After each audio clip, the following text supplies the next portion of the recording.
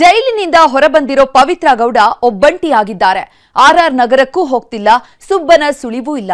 ಇಂಥ ಹೊತ್ತಲ್ಲೇ ಪವಿತ್ರ ಗೌಡ ಗೀತೋಪದೇಶದ ಕರ್ಮ ಸಂದೇಶ ನೀಡಿದ್ದಾರೆ. ಆರ್ಆರ್ ನಗರ ಗೌಡ್ತಿ ಮೇಲೆ ಕಾಣದ ಕೈಗಳ ಕುತಂತ್ರ, ಭಗವದ್ಗೀತೆ ಸಂದೇಶ, ಪವಿತ್ರ ಗೌಡ ಆಕ್ರೋಶ.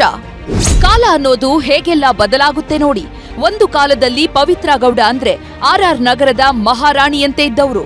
ಸುಬ್ಬನ ಸಾಂಗತ್ಯದಲ್ಲಿದ್ದ ಸುಬ್ಬಿ ಪ್ರಪಂಚವನ್ನೇ ಗೆದ್ದ ಖುಷಿಯಲ್ಲಿದ್ದವರು.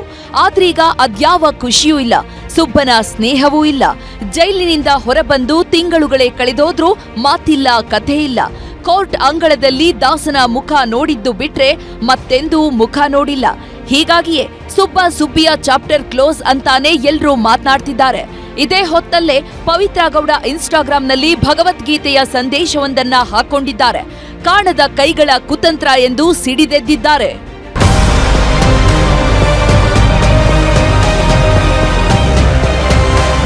ಸ್ವಾಮಿ ಕೊಲೆ ಕೇಸ್ನಲ್ಲಿ ಡಿ ಗ್ಯಾಂಗ್ ಲಾಕ್ ಆಗಿದ್ದೇ ಆಗಿದ್ದು ಪವಿತ್ರ ಗೌಡ ಹಾಗೂ ದರ್ಶನ್ ಸಾಮ್ರಾಜ್ಯವೇ ನುಚ್ಚು ನೂರಾಗಿ ಹೋಯಿತು.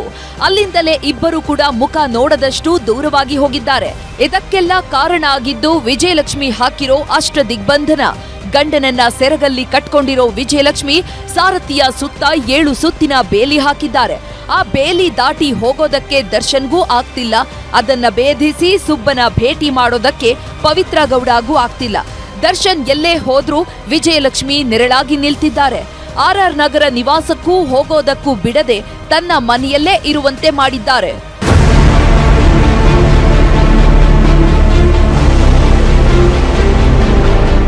Red carpet studio relaunch ಪ್ಲಾನ್ನಲ್ಲಿರೋ Pavithra Gowda ಹಳೆಯ ನೆನಪುಗಳನ್ನ ಮೆಲುಕು ಹಾಕ್ತಿರುವಂತೆ ಕಾಣ್ತಿದೆ.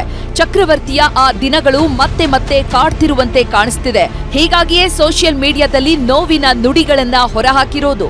ಅರ್ಜುನನಿಗೆ ಶ್ರೀಕೃಷ್ಣ ಗೀತೋಪದೇಶ ಮಾಡುವ ಫೋಟೋ ಹಾಕಿ 1-2 ಸಾಲುಗಳನ್ನ ಗೀಚಿದ್ದಾರೆ. ಕಾಣದ ಕೈಗಳಿಂದ ಸಾವಿರಾರು ಕುತಂತ್ರಗಳು ನಡೆದರೇನಂತೆ, ಮೇಲೊಬ್ಬ ಎಲ್ಲವನ್ನೂ ವೀಕ್ಷಿಸುತ್ತಿರುವನು, ನಿಮ್ಮ ಕಣ್ಣೀರಿನ ಎಲ್ಲ ಹನಿಗಳಿಗೂ ನ್ಯಾಯ ನೀಡುವನು ಅಂತ ಗೀತೋಪದೇಶದ ಸಾಲುಗಳನ್ನ ಪೋಸ್ಟ್ ಮಾಡಿದ್ದಾರೆ.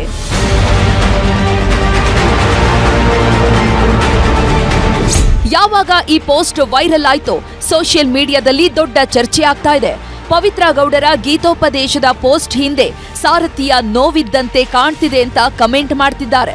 ಒಟ್ನಲ್ಲಿ ಆಗೊಮ್ಮೆ ಈಗೊಮ್ಮೆ ಪೋಸ್ಟ್ ಮಾಡ್ತಿರೋ ಪವಿತ್ರ ತಮ್ಮ ಮನದಾಳದ ಮಾತನ್ನ ಹೊರ ಹಾಕ್ತಿರುವಂತೆ ಕಾಣ್ತಿದೆ. Satish Kanakapura, film bureau, news 18.